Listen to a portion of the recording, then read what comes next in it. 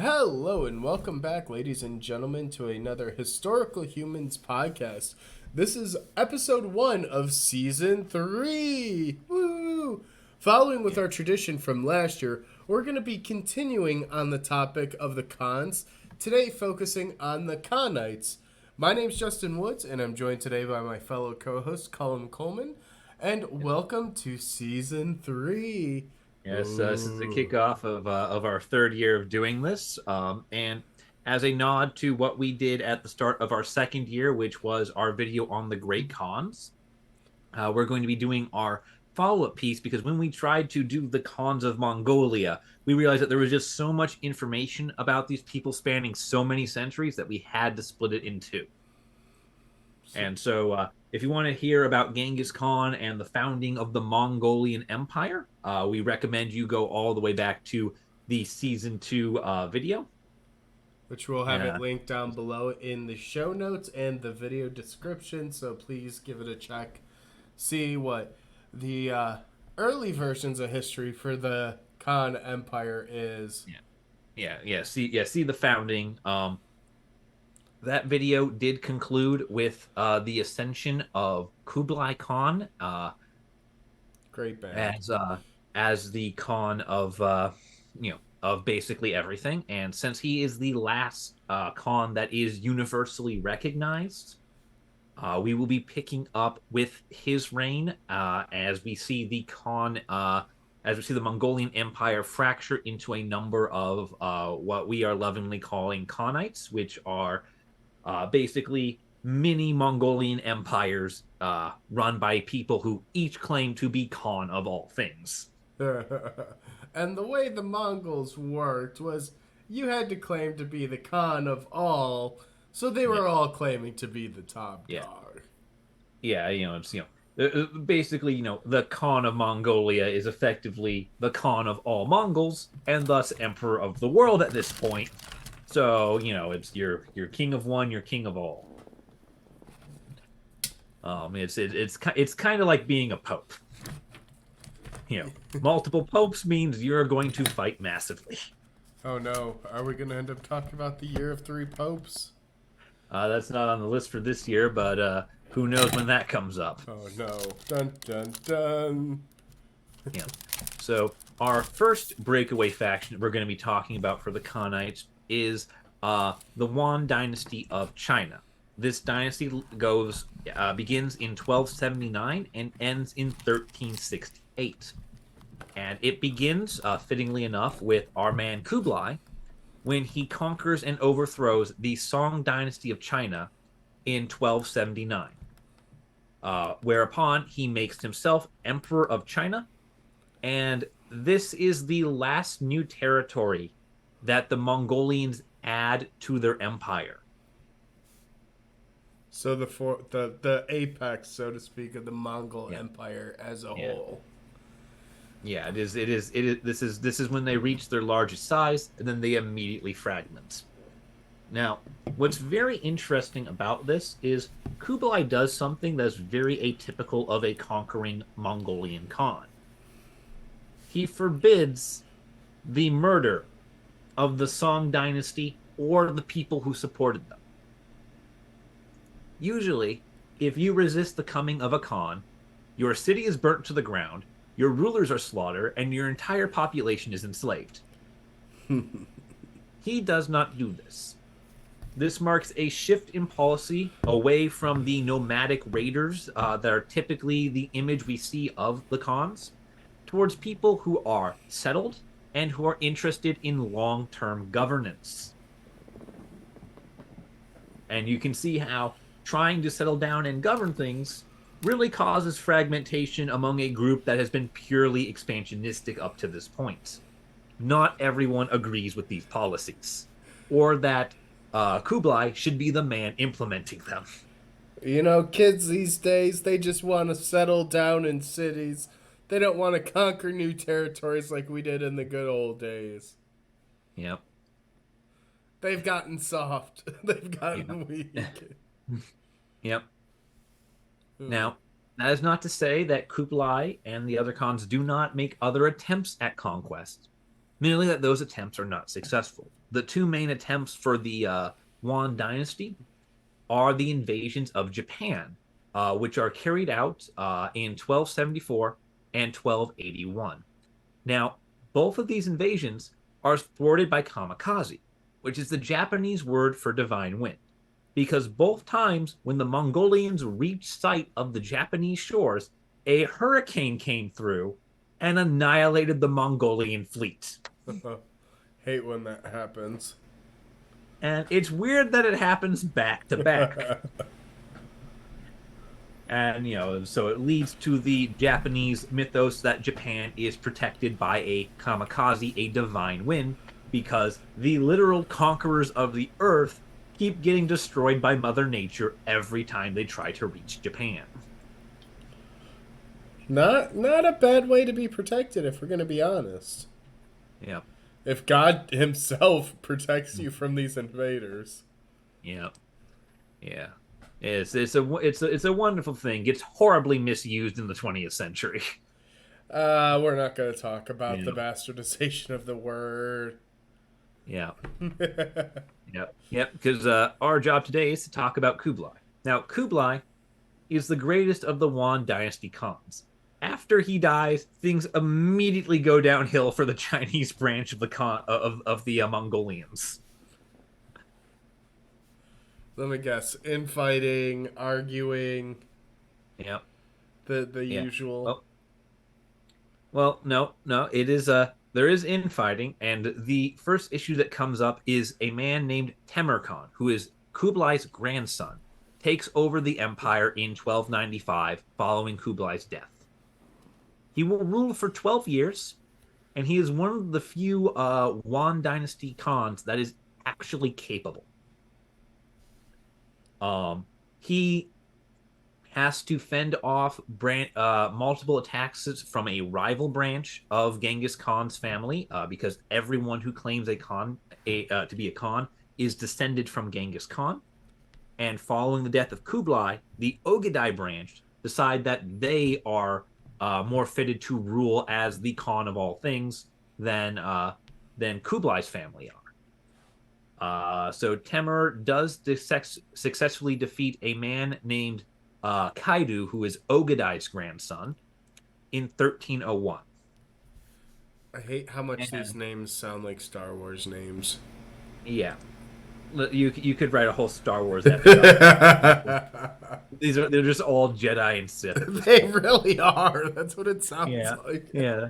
As we're going through the history of the Sith Empire. After Kublai dies, Temur rises up, but must defeat his rival from another branch of Sith, a man named Kaidu. That's basically. Listen. The Khans are Mace the Sith are space Mongols. Okay, the Sith are space Mongols. Mandalorian. So are the Klingons. It's just space Mongols. Oh no. Thanks. And I hate it. yeah. And after he defeats Kaidu, the Kublai branch of the family is more or less undisputed as the rulers of China in the sort of like collection of Mongolian mini empires that have broken out at this point, because it's no longer a unified Mongolia. However, 1307, Temur dies. Oh no. And the power of the Mongol emperors is immediately weakened. Power shifts away from the Khans towards the actual Chinese governors that are supposed to be under the Khans. This is because no one can decide who should be Temur's successor, and they all immediately start killing each other. Not on the battlefield, but backroom schemes and assassinations. Oh no, they really were playing the politics game, the political schema. Yeah, 100% goes full Game of Thrones in this, and a number of children are made puppet emperors by various ministers. This is like Game of Thrones meets The Office. Yeah, basically. And this whole death spiral goes from 1307 till the dissolution of the empire in 1368. So that's like a 50-year spiral. Yeah. It is stabilized 61 year. in 1333 with the reign of Togun Temur, who is the last Mongolian emperor of China. He is made emperor at 13. Ah, because that's the ripe old age you should be to take control over a group of people in an army. Yep. And the reason why he manages to hold on to power for so long and why he is one that is this last long reigning emperor, he rules for 35 years, is because things have gotten so bad in China that everyone kind of realizes, in the upper class at least, that they have bigger problems than killing each other. There is widespread unrest and revolts in China. Um, a lot of Mongolian authorities haven't really been authorities at this point. There's been the local lords have not really been answering to anyone for, almost 30 years at this point. So there's been a lot of arbitrary rulership, a lot of oppression, and a lot of overtaxation. That's just a recipe for great things to happen. Yeah. And what's more, there's an ethnic divide between the Mongolian rulers doing this and the various ethnic Chinese people that they are doing it too. Not the damn Mongolians. So there's a racial divide going on here as well. So See, just the entire population hates them. the wall didn't work. The Mongols still controlled. Yep. Yep. Oh What's no. more, what's more, the Mongolian policies haven't adapted to the new terrain. They're still implementing policies designed for herdsmen and steppe agriculture. They're still designing policies meant for the deserts of Mongolia. This means that there are certain things like peasants are forbidden from killing game animals or from expanding their fields to grow enough food to survive. Do you know what loves to eat rice? Most of the things the Mongolians liked hunting. So when you can't protect your fields from most of its natural predators, you start dying. Oh no. Oh no, no, no. Yeah. So massive famines. Uh, and what finally tips the scale against them is 1351. The Mongolians implement a water conservation project on the Yellow River. Now, ironically, this is the one thing the government is doing for the benefit of the people.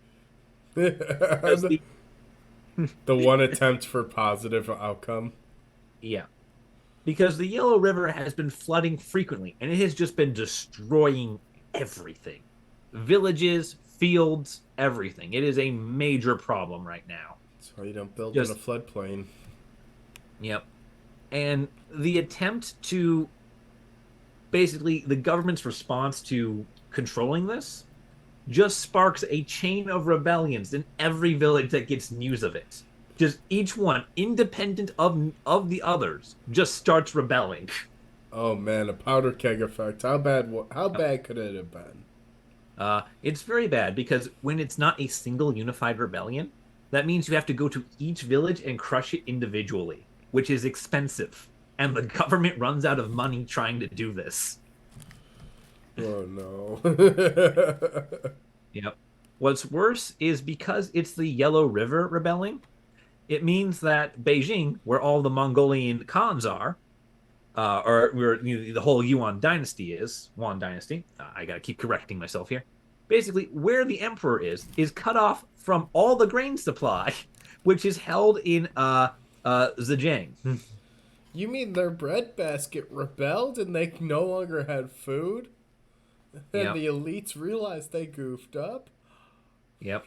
What's ironic is that the Chinese elites continue to support the Mongolian emperors because the peasant rebellions aren't simple like political rebellions like these like they would be if they were organized at a higher level. No, this is straight up French Revolution. We eat the rich. Yeah, so they're gonna They are team they up are to keep them attacking. in power. Yeah, they are attacking anyone with any semblance of wealth or power. Eat the rich. Eat the rich. it is an anarchist movement, is what is happening. Oh, jeez, God, the Chinese have had some really good rebellions in their day. Yeah, True experts of it, more so than the French, I would say. yep, yeah, truly.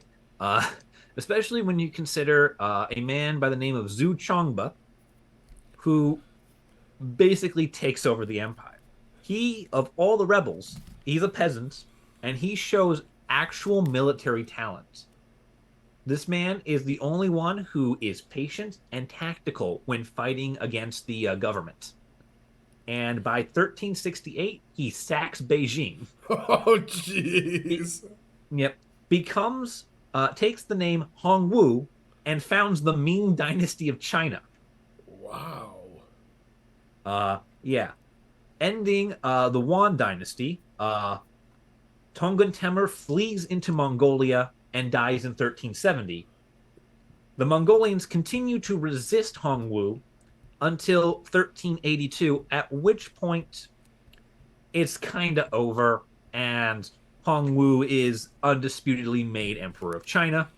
He establishes his capital in Nanjing because Beijing is too close to the border with all those Mongols he just beat the heck out of. Smart idea. He decided to insulate himself from the perceived threat from the north. And the interesting thing that I find is Nanjing becomes the capital for the next like six centuries after this. They become Yep. the primary capital until long after the Japan comes in and Yeah. Yeah, it's the primary capital up through World War II, I believe. yeah, and then once the People's Republic came in.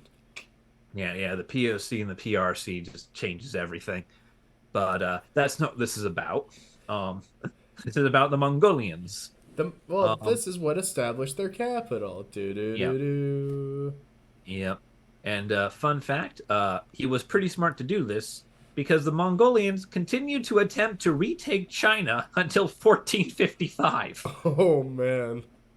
They do not like it. They just intermittently will just run down out of the desert and just try to burn things. Um, Oh. Well, I mean, what's considering they use Beijing as a point of power, I imagine they were not too happy with losing that. No, they were not. And fun fact, because technically China and Mongolia were unified under the Yuan dynasty, both the Ming emperors of China and the Mongolians living in Mongolia believe that they own each other's lands. Oh no. They both make the claim that the other side is a subject of them. Territorial land disputes. Yeah. So, welcome to another 100 years of land war in Asia. Oh.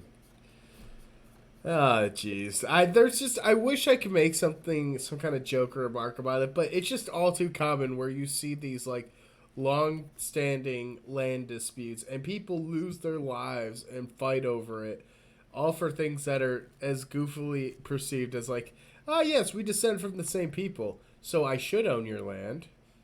Yeah. Well, listen. Here's the beauty. Listen, the joke for this is simply the Sicilian in The Princess Bride. The like third worst thing you can ever do in the world is start a land war in Asia, and that is very true. What's the first two? Well, the first one is bet against the Sicilian when death is on the line. He ironically loses that bet. Well, then not a very good bet in my opinion. Yeah. But anyway, the the Yuan dynasty is only one of the several Khanites that spawn with the rise of Kublai Khan and his subsequent fall. Ooh, who's next? The second is the Chagatai Empire of Central Asia. Now, the Chagatai branch of Genghis Khan's family, because again, everyone is just descended from Genghis Khan. Which I think, what, 10% of the world can claim direct lineage to him? Something Yeah, absurd. so it's something else really, and that's after about 800 years. Yeah. Right now, we are talking about like his like 3 or 4 legitimate sons and their grandchildren. So the Chagatai branch had been granted the Ulis under Genghis Khan, which was basically, hey, you're my governor of this territory. It's sort of like being back when the British Empire owned everything, being appointed governor of Egypt. You were in charge of running that place and could basically do whatever you wanted unless the crown told you otherwise. So they were made uh, governors of of a couple of different places: Karakitai, the Tarim Basin, Transnoxia, and Afghanistan. What this effectively means is that they are ruling most of the former Persian Empire and India. Um, Most of the population was surprisingly Turkish, which I thought was an interesting fact. Just looking at the various like shifting geography, the borders for the Chagatai are completely unstable. I mean, I feel like the Uh, Ottomans get their revenge later on. yeah, they are. It is a horribly unstable place. The Chagatai's records themselves are very fragmented and very contradictory. Um, from 1267 to 1301, a familiar name, Kaidu, is the ruler of the Chagatai. Yay, Now, Kaido! yeah. Now, Chagatai, Kaidu also belongs to the Ogadai branch as well, and is subsequently killed uh,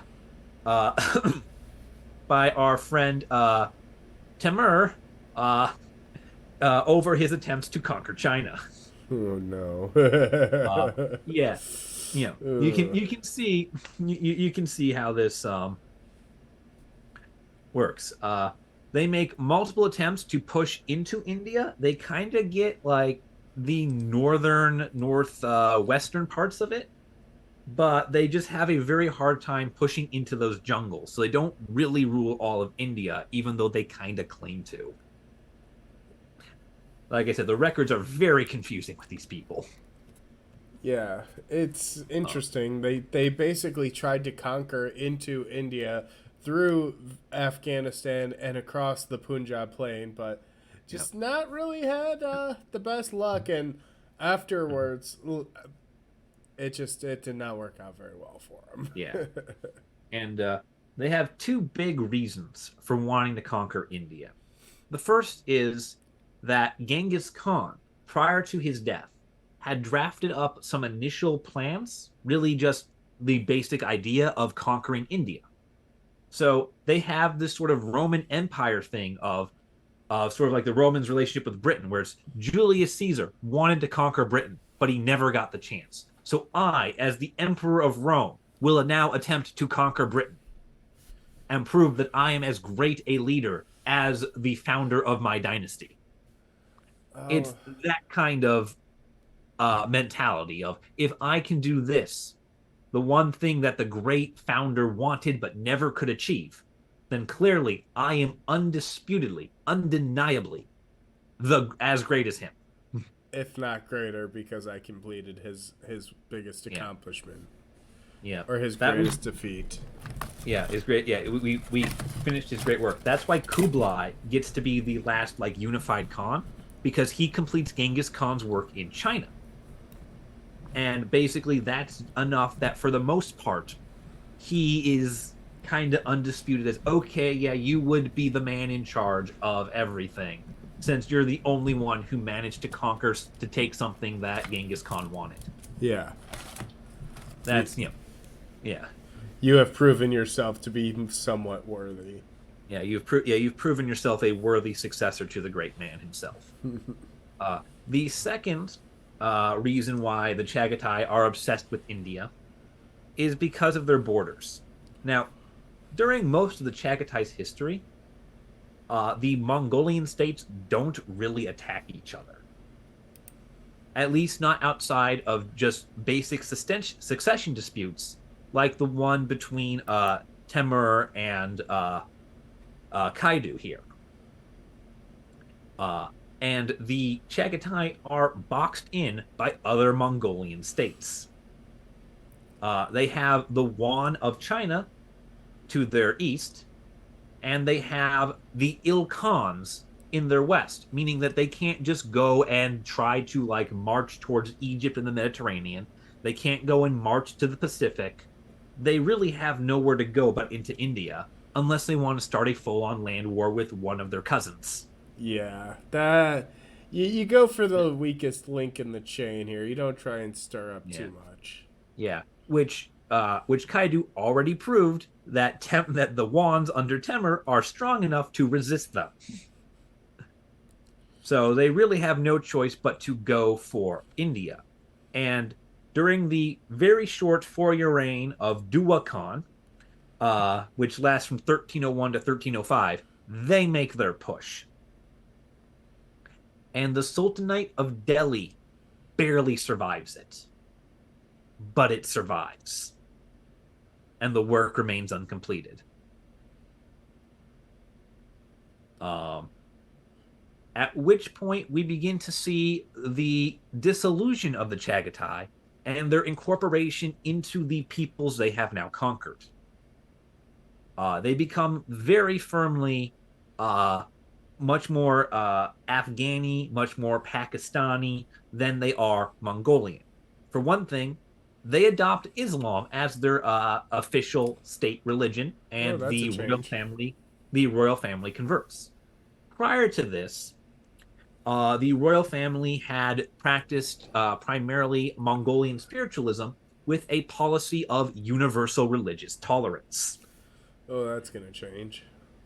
That changes here with the Chagatai when in 1326 Tamashirin Khan adopts Islam, and from 1326 to 1347 problems start arising with this as the empire is split between east and west.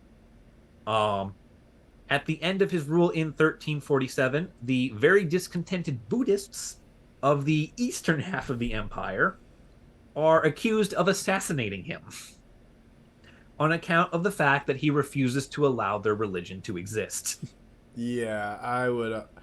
You know, it's always when there's change to religious policies that we tend to see a lot of extremist behaviors. Yeah. Uh we do see that. However, it could also just be propaganda of the now fully Islamified Khans looking for a scapegoat, looking for a reason to oppress the Buddhists. Because this is a state religion and these people are refusing to follow it. The empire is saved and reunified under a man named Tuluk Temur, who rules from 1347 to 1363. He unifies the Chagatai Empire. However, like like Temur over in the Yuan dynasty, he is the last effective emperor of the Chagatai. And following his death in 1363, the rest of the Mongol Empire emperors are puppets of their ministers.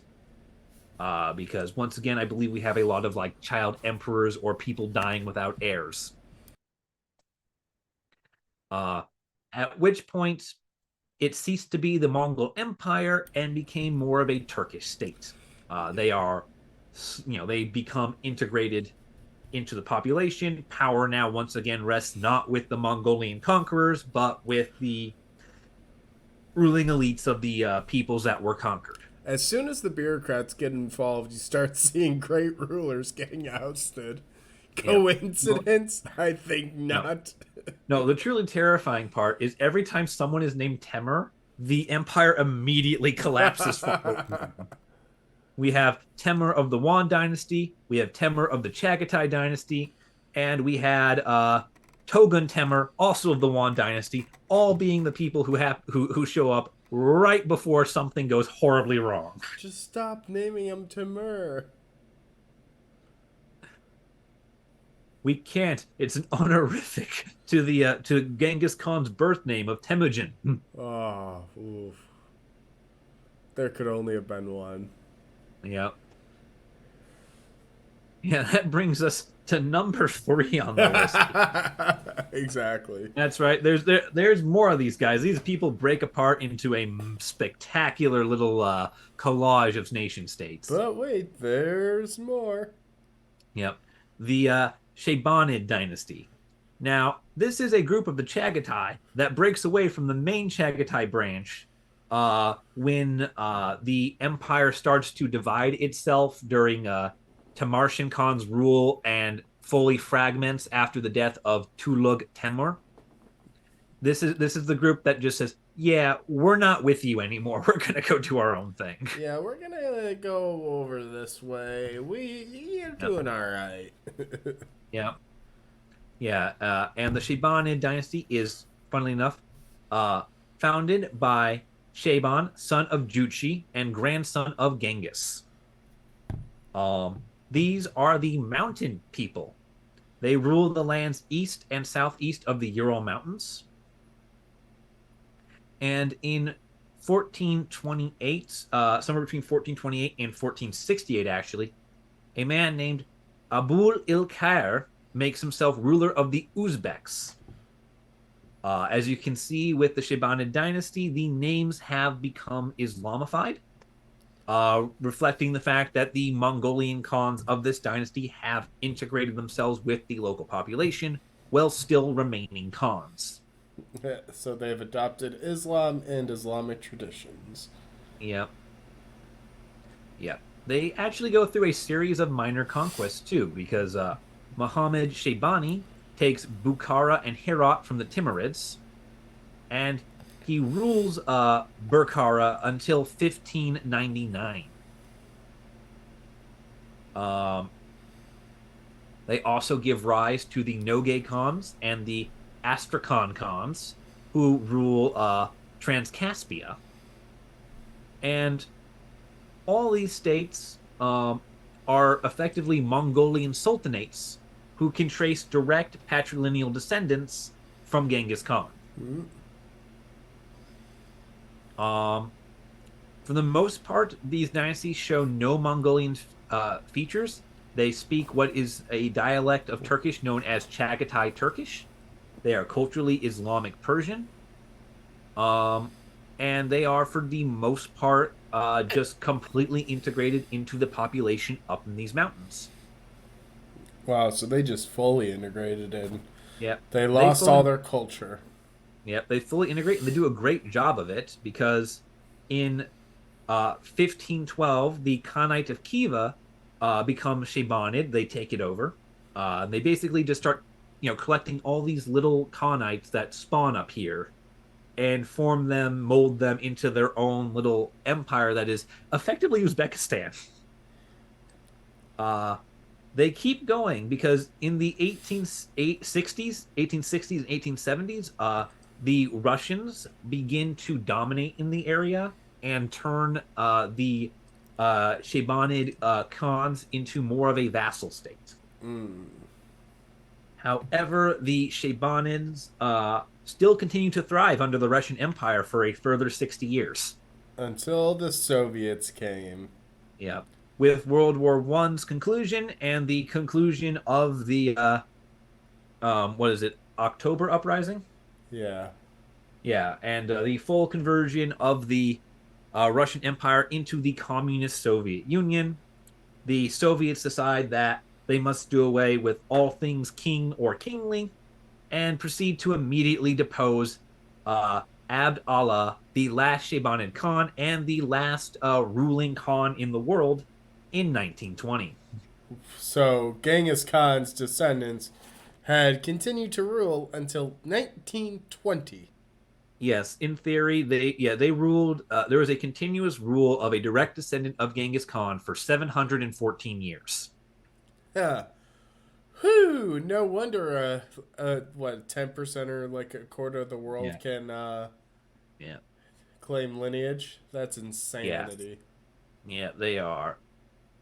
They rule a lot. The Shaybanids, well, they are arguably the least Mongolian of the Khanites, and also the most successful.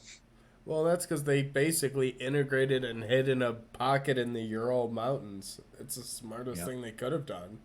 yeah. They continue like just incorporating new territories. They just keep growing, just inch by inch. Do not look at the Insidious. empire in the Urals. Yeah, yeah. They're pretty slow. They're pretty insidious about it. They take their time. Hey, Um, a slow boil is a boil at the end, you know? yeah. And that's going to bring us to the first of the two like bigger parts of this outside of the Chinese one in the Yuan Dynasty. Uh, what was arguably my personal favorite in researching this, which would be the Ilkhans of Iran. Now, these people were the inheritors of the Ulus of Hulegu. Hulegu was a descendant of Genghis Khan, who was extremely hostile to Islam. He was an Islamophobe, or as they are otherwise known, an American. Uh, the first true-blooded American. He was an Islamophobe. Oh, God. Yeah. We do not Hi. condone Islamophobia. We support our Islamic brethren. Yeah, no. Here at The joke was Historical the joke Humans. was too easy and too cancelable. We are not. We do not support hatred in any form. Unless Um, it's on redacted. yeah. And this this Islamophobia results in major diplomatic breaches with the other Khanites. Most particular of which is the Golden Horde, which we'll be discussing later. The Golden Horde at this time is ruled by Berke, brother of Batu, and Berke had converted to Islam. And Hulegu was so offended by this that he refused to acknowledge the ruler of a separate Ulus having that religion. Dang, that's It's not someone who answers to him, and he can't stand it. I fail to recognize your new religion, sir. Yep, Oh no. yep. What's interesting too is that this religious split also quickly gets a political factor as well. Oh no. The ascension of Kublai Khan as Khan of all Mongols is disputed for a period of time, uh, and Hulegu backs Kublai, whereas Burke backs Iriboje, who loses. Uh, Burke backs what is ultimately the usurper, rather than the true heir, as Kublai wins that fight. It's a tale as old as Oh, its time. You choose the wrong side, you lose. yeah. My family Now, knows that the hard way. yeah. Now, Burke has the benefit of being in Russia and thus away from everybody else's reach. Coleman. Unlike the Chagatai, he is not encircled by other Khanites who can immediately beat the shit out of him if he tries to start something. The same goes for Hulegu, who is effectively ruling the Near East. He is ruling what we would consider the Levant, Saudi Arabia, Syria, places like that. And unfortunately for him, that means that not only is he an Islamophobe in the Islamic heartland, but his nearest neighbor is Egypt, whom he immediately becomes hostile with. Yeah, Oh, great way to make friends with the new neighbors. yeah. His just hatred of everyone around him and in his life and existing results in the first time a was it a Mongolian power allies with a foreign nation to attack another Mongolian. Hey, team up with me. This guy's kind of a dick. Basically, basically. In fact, yeah. In fact, this even predates the fighting between the Chagatai in the Yuan, which occurs in 1301. As in 1261, Berke leads the Golden Horde in an alliance with the Mamluks of Egypt against Holegu. Damn. You know, Let's Um, get political. yep. Political. Now, this has a surprising benefit for Hulegu because it's the mid 13th century, which means that we do, in fact, have crusader states. Oh no. And seeing a fellow Islamophobe under attack by a pair of Muslim states, the holy kingdoms of Tripoli and Acre align with the Ilkhans against the Egyptians. Jesus. Why are the Crusaders involved with everything? Because there's a war going on. That's all they do. It's literally the definition of a crusade. Means literally holy war. Yep. Haven't we had enough of those? This then gets worse Okay. because 4 years later, 1265, Abaga Khan comes to power. Now, Abaga has a very interesting, shall we say, political board before him, as Abaga is married to the daughter of Byzantine Emperor Michael the Eighth Oh my god. Paleologus. So he's quite literally got ties to the Byzantines. Yep. Yep. Now, That's if that's not a political appointment or a religious statement, I don't know what is. yeah, it gets worse. How? How does it get Because worse? of this, Do the popes because of get this, involved? oh, not yet. It gets worse before it even gets to them. Oh So, god. because of this, Abaga tries to increase ties with Christian states. Okay. He does this by favoring the Nestorian patriarchs within his lands. Fun fact, Nestorians are considered heretical by both the Eastern Orthodox Church and the Catholic Church, which comprise his two main allies of the Crusader states and the Byzantine Empire. Jeez. But they're the only Christians living in his land by virtue of the fact that they can go to the Muslims and say, hey, those crazy people in Europe, they want to kill me more than they want to kill you. Let's be friends.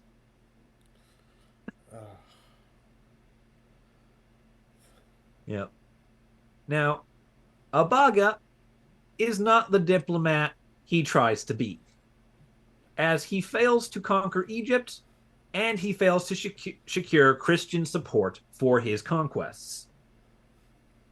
Meaning he's left on his own to basically flounder about uselessly. Flounder. And by uselessly, I mean killing thousands.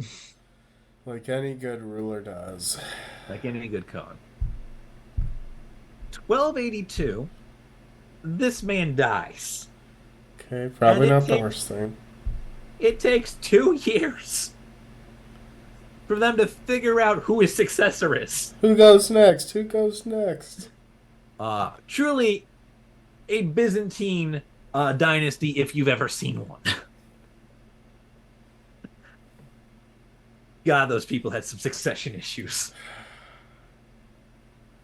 For those who don't know, the Byzantines had a habit of deposing emperors, and then that emperor either returning to power or that emperor's brother attempting to overthrow the new emperor, only for that emperor's brother to overthrow both of them.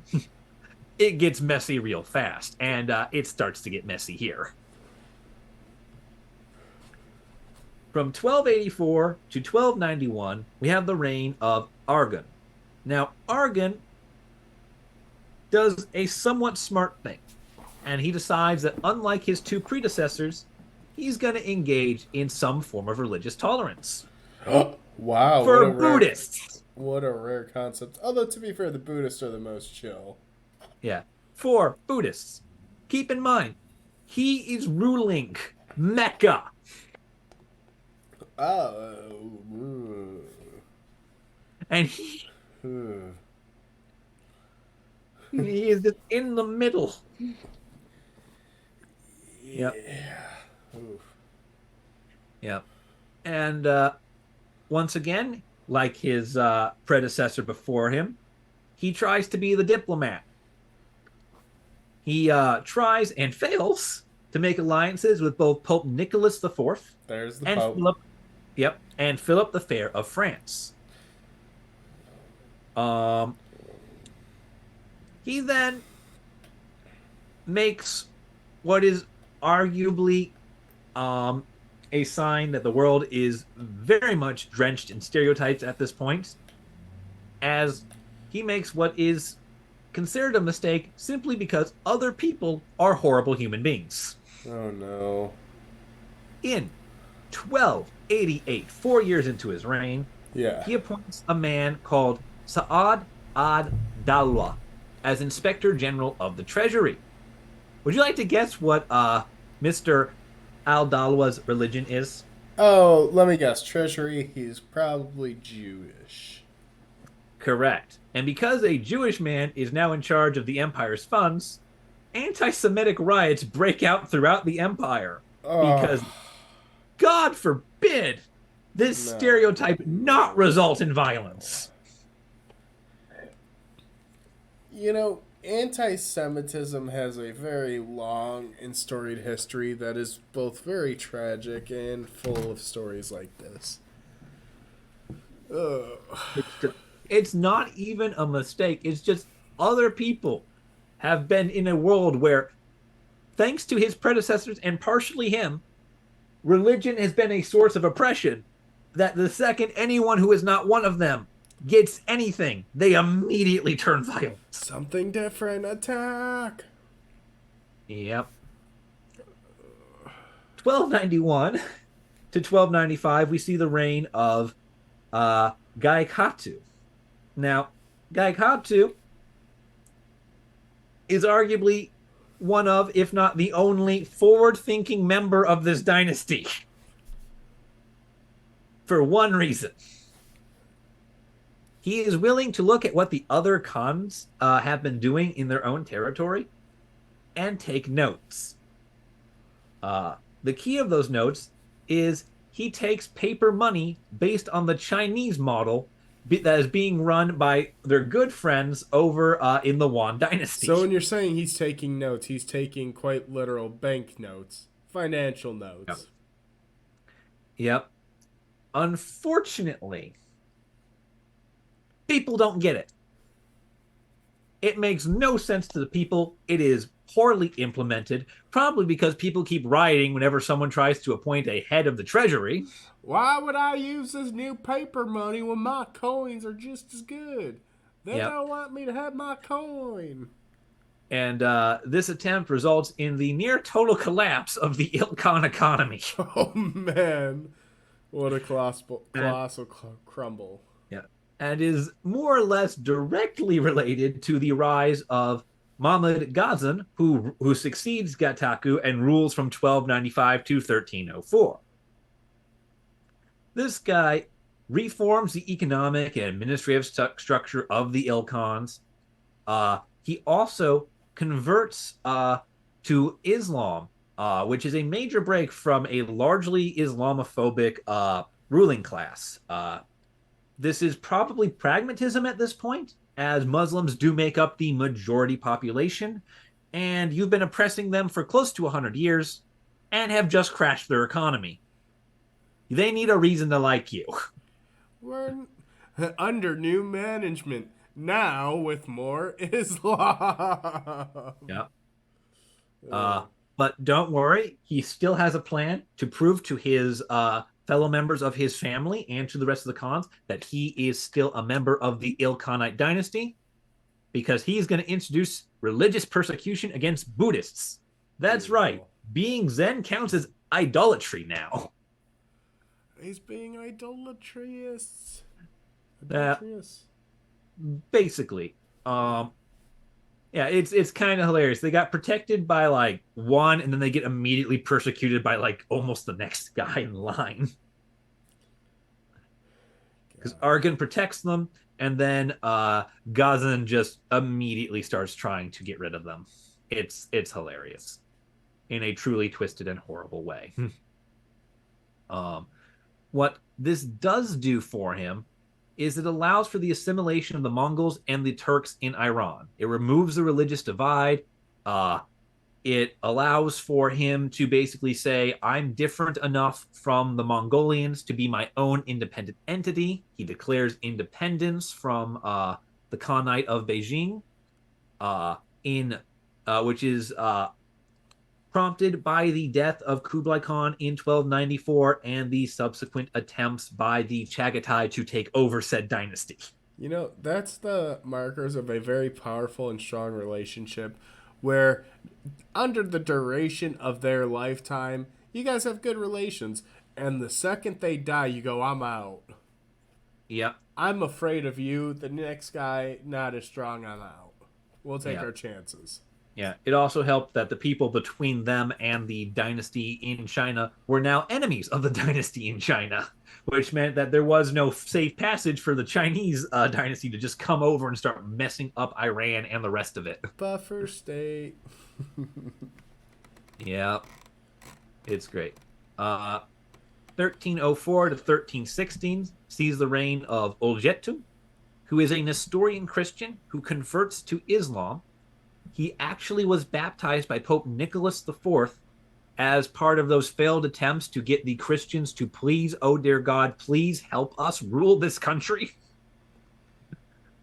So yeah, he is baptized by a pope, and he chooses to mark the final break from the Mongolian way of life towards this more Muslim Iranian way of life, because he does not take the title of Khan when he becomes emperor. He takes the title Sultan. Sultan of Swing. Yeah. And he is the only one to use both Muslim and Mongolian dates in his letter to Philip IV of France. He uses both dating systems. This is a sign that he is getting away from the Mongolian way of things and more towards the local Muslim way of things by using how they measure time and the world.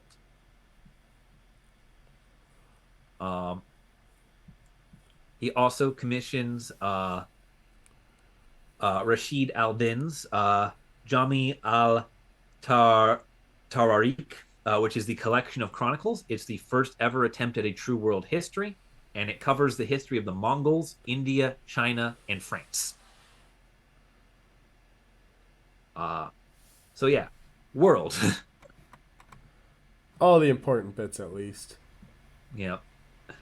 1317 sees the rise of the 13-year-old Abu Sayyid, who rules until 1335, and he's the first Ilkhan to bear a full Muslim name. And his rule is marked, because he takes the throne at 13, by power struggles and the disintegration of the Ilkhans. Their entire political identity ends with his death in 1335. They just tear themselves apart, because having two Muslim rulers in a 100 plus years of rule, of Islamophobic rule in a Muslim state, is not going to be enough. The last two are just not enough to save it. And that ends the Ilkhans. Oh, does this mean we get to go over to the Golden Horde? Yep. That's going to be, yes, that's our last sort of breakaway state, or I guess successor state following the dissolution of the idea of a unified Mongolia, is the Golden Horde, also known as the Kipchak Khanate. It was the Ulus of Batu, son of Jochi, son of Genghis. That direct connection again. Yep. And from 1257 to 1267, it was under the reign of Berke, brother of Batu, who is the aforementioned Muslim Khan. That immediately causes Hulegu and the Ilkhanites to basically declare them persona non grata. The politics of the Golden Horde spend most of its time, because of this, as being focused on how to exploit their rivalry with the Ilkhans. They attempt to march through the Caucasus Mountains and occupy Iran, which, as anyone will tell you, is a damn fool stupid idea. It is a bad idea. But the alternative would be going through Europe and attempting to conquer the Byzantine Empire on the way, and that's really not a good idea either. If you think you're gonna conquer Iran, you're gonna have a bad time. Yeah, yeah. They regularly formed a bunch of anti-Persian military and trade alliances, just basically anything we can do to make sure that either you trade with us or you trade with them, not both. Not too hard to do since everyone surrounding the Ilkhans kind of hates them. Why are you all so angry with me? Um, yep. One of the fun things about this, though, is that because of how this alliance shakes out, a lot of Egyptian artists come to Saray Batu on the lower Volga River and basically form what is known as the Kipchak art style. As it's basically Egyptian artists attempting to perform from description either local or Mongolian art. Interesting. So it's basically an Egyptian version of Mongolian art in Russia. There was a general religious vacuum here. There weren't a lot of Nestorians and there weren't a lot of Buddhists, which were the two religions that the Mongolians were the most familiar with. And this allowed Islam to become the major religion in the Golden Horde, as it was the nearest major religion that the Mongolians really knew about that they could also find in their own territory. Or in this territory, at least. That said, they were very tolerant, and by very, I mean they allowed it to continue existing, towards the Orthodox Christianity of their new Russian subjects, who the Mongolians looked at really weird because it's like, so you're the Nestorians, and the Orthodox Christians went, no, we're not with them. But you're a Christian. Yeah, we're Christian. They're not. But they say they're Christian, but they're not. And it's just this back and forth that just the Golden Horde just does not get this religious bullshit that is going on right now, because you both claim to be Christians. Like, all right, we don't know what's going on with the Christian thing over here. We're just going to be Muslim. This is just easier. Let's figure this out. We're done with this. Yes. Yeah. What this leads to is the ethnic Russians forming strong ties with Orthodox Christianity to the point that it becomes tied to a Russian national identity and a Russian ethnic identity. As if you are not Orthodox, you are not Russian, because the non-Orthodox people living in Russia are these Mongolians. Look at them with their horses and their big hats. No, early forms of othering. You gotta love it. Yeah, you gotta love it. For the most part, the Golden Horde takes a backseat to governance, unlike the other places like the Yuan Dynasty, the Chagatai, the Ilkhans, the Shaybanids. They don't actually try for direct rule. Instead, what they go for is tribute. You are allowed to do whatever you want on your land. You're allowed to do whatever you want with your people, just so long as you pay us not to murder you. Mafia style, I love it. Yeah, they remain the truest to what the Mongols were. Give me money, or my horses will come riding down and kill everyone. You will hear the sound of 1,000 horses clamoring at once. The sound of the thunder shall echo through the valleys. Yeah. And I beheld a pale horse, and his rider's name was Death. Exactly. Yeah. You can guarantee you they use that to their degree. And they collected their tribute from the Russian city-states through a specially appointed Baska. I have no idea how to say this word. Basqaq. One of the things that they end up doing, actually, is they transfer the Russian identity, the idea of what is Russian and what isn't, ceases to be based out of what's in Kiev and becomes based out of what's in Moscow. marking the split between what is now Russian and Ukrainian identities. Hmm. It's the Golden Horde. It's the Mongolians that caused that to happen.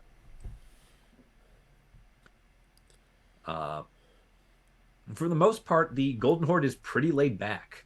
They're content to trade with the Genoese in Italy and the Byzantines in Turkey.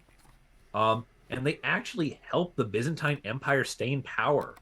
They help the Byzantines fight many wars with Bulgaria simply because a change in the status quo is not beneficial to them.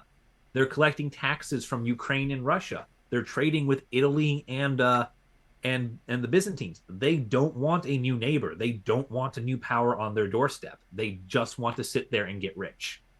I mean, do you blame them? If you got it good, I wouldn't want to mess with things. Yeah, no. So they actually end up helping all these other people out, specifically the Byzantines, because the Byzantines are always at war with someone. Oh, jeez. And it's usually not the Byzantines who started it, too.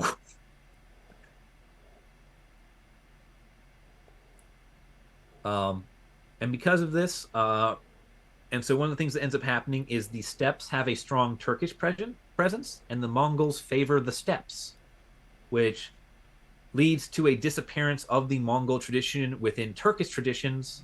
The Turkish language replaced the Mongol language, and the intermarriage between the Turkish of the steppes and the Mongolians who moved in there forms what is known as the Islamic Tartars of Russia.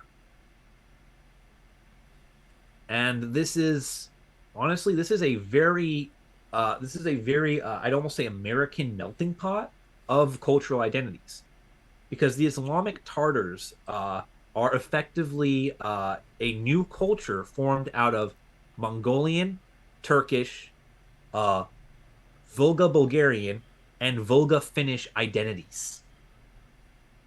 So you've got Bulgaria, Mongolia, Turkey, and Finland all converting to Islam and forming this new identity in Russia. We're all in this together. Yep. Yep. In 1267 and until 1280, Berke is succeeded by Mengu Temur. Remember that rule we had about Temurs? And Where it's happening again. as soon as someone gets named Temur, they die. That's the emperor. Well, guess what? That happens too. The Golden Horde becomes independent of the Khanate in Beijing. They are the first to break ranks with the Yuan dynasty. They are the only ones to break ranks with the Yuan dynasty. Well, Kublai is alive. Ooh, important distinction. Yeah, this breaking of ranks directly is directly tied to Kublai's own little civil war against I forget who it was, but I believe he has to kill his brother because his brother refuses to acknowledge him as a result of this.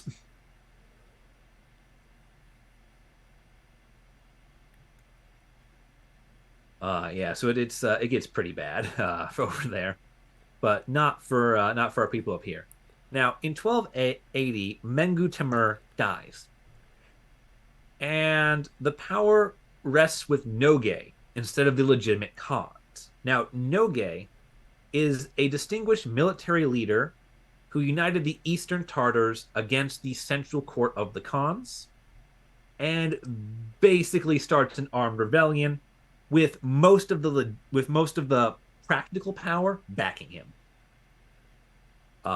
The legitimate Khans, a man named, which are led by a man named Toktu, do defeat him after 19 years of civil war. Jeez, that was a battle and a half. Yeah. Toktu only comes to power 10 years after Mengu Temur dies. He takes over in 1290, defeats Nogai and his rebellion in 1299, and rules until about 1312. And really putting down this rebellion is the one notable act of his life. Uh, his successor, a man by the name of Ozbeg, will rule until 1342. And this is where the Golden Horde truly becomes golden. This man is the Golden Horde at the height of its splendor, at the height of its power. This is their peak. Um, he is an energetic ruler. As Islamic culture flourishes under him. He actually gives his name to Uzbekistan for all the work he ends up doing there. Uzbek, yeah, interesting. Yeah. He's also the reason everything falls apart because he makes a very critical mistake. Um, he makes the mistake of appointing Ivan the First of Moscow as Grand Duke. Now, Ivan the First is going to start a little thing called Russia. Is he the one that gets the lovely, dubious little title after his name? No, Ivan the Fourth is Ivan the Terrible. Okay, so this Ivan the one's not as First, bad.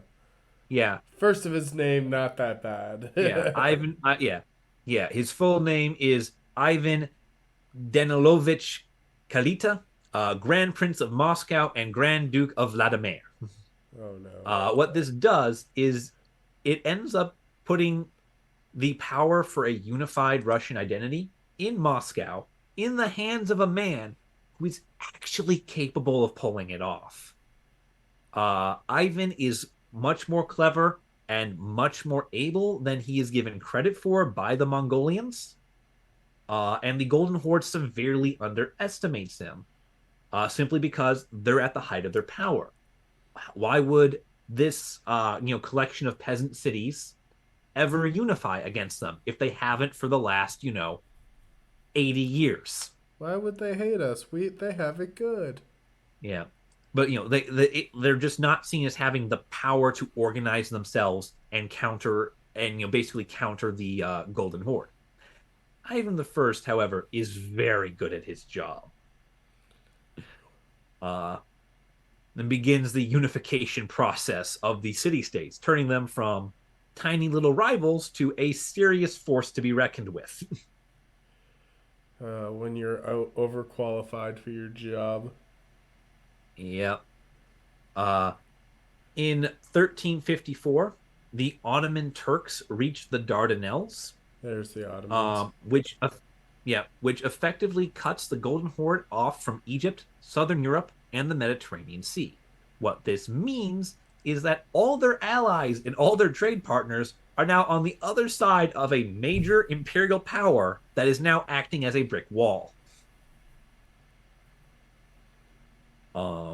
They just there's just all their friends are too far away to help them. They're on their own, and that's gonna kind of mark the beginning of the end.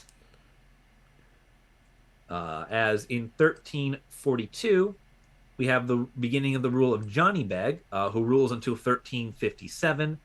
So that they are the ones who see the Ottoman Turks kind of take over the Dardanelles. They're the ones who get to see the writing on the wall. They don't live long enough to do anything about it, because in 1357 they are at war with the Persians, and they proceed to actually take Tabriz. However, that same year, Johnny Beg dies. And their death prevents the assimilation of Azerbaijan into the Golden Horde. Seeing someone get conquered by the Golden Horde and yet somehow retain their entire independence really starts destroying things for these people. Hey, why do they get to be free when we're not? Yep. The Grand Duchy of Lithuania occupies Ukraine, which Oh, poor was Ukraine. a major Golden Horde territory, which means that it's the Golden Horde's borders that are getting encroached on now. By the Lithuanians, of all people, too. Those It's like, bastards. I'll take unexpected hero for 500, Alex. Yeah. Uh, 1378 is when we see our next notable ruler for these people, as the ensuing like 21 years is just a series of confused mistakes. Uh, from 1378 to 1395, we have the reign of Toktamish, who is the last undisputed Khan of the Golden Horde. And he makes the tactical decision of allying with what is known as the White Horde, which is a bunch of people from Western Siberia who are led by descendants of a man called Orda. Orda had been Batu's eldest brother, Batu being the founder of the Golden Horde. However, Orda had been overlooked in the grand scheme of successions and had been left to do his own thing in the icy wastelands of Siberia, where everyone promptly forgot about him. So yeah, they're back. So And back. they're back. And surprisingly enough, they're actually managed to be good friends with Batu and Berke, their two younger brothers, people in the Golden Horde. This is not a betrayal. Uh, as with the help of the White Horde, they renew the vassalage of Moscow, which had been getting free following the disasters in Ukraine and Azerbaijan. And, the whole putting Ivan the First in charge of the whole thing, you idiots. Not that they could have seen it coming, but still, it's fun to insult Mongolians from, 600 years in the future. Um, However, the Golden Horde does not get the resurgence it needs to survive, as there is a man called Tamerlane who invades the Golden Horde. Now, Tamerlane is the emir of the Timurid Empire, which is sort of a what you would call um, basically what's the word? He's the ruler of post Ilkhan and post Chagatai, like Afghanistan. He's the guy who takes over after the Mongolians fall apart there, and he invades the Golden Horde. He fails to take any territory, but Tamerlane is not one of history's most feared warlords for nothing. His attacks are so devastating that the Tartars disintegrate with the death of Toktamish, their ruler, in 1395. They're in such a weakened position that when their leader dies, they have no clear answer to who should succeed him. Fun fact with Tamerlane, his tomb was discovered 3 weeks before Operation Barbarossa was launched, with the inscription above the door reading, "He who disturbs my rest shall unleash an evil worse than me." Operation Barbarossa being the German invasion of Russia during World War II. Who? He was found by Russian archaeologists as well. Oh no. Not a good time to be found, let's be real. Yeah, no. And Operation Barbarossa achieves the same thing that Tamerlane does in Russia. Just mass murder. Just a lot of evil. Yeah. Tamerlane was not one of history's good guys, and he knew it. The On the plus side, though, because of Tamerlane so heavily weakening the Tartars, this is now the chance for the Kingdom of Moscow to strike, and it rises up and overthrows the Tartars and becomes a major power and the center of the Russian government for basically forever. And so they grow to their own like stage. They grow up. Yeah, they come out. Yeah. Congratulations. Uh, yeah, it gets pretty bad. By the middle of the 15th century, so about 50 years after this happens, the only members of the Golden Horde remaining are the independent Khanites of Astrakhan, Kazan, and Crimea. Um, and some of these start getting gobbled up a little bit. Um,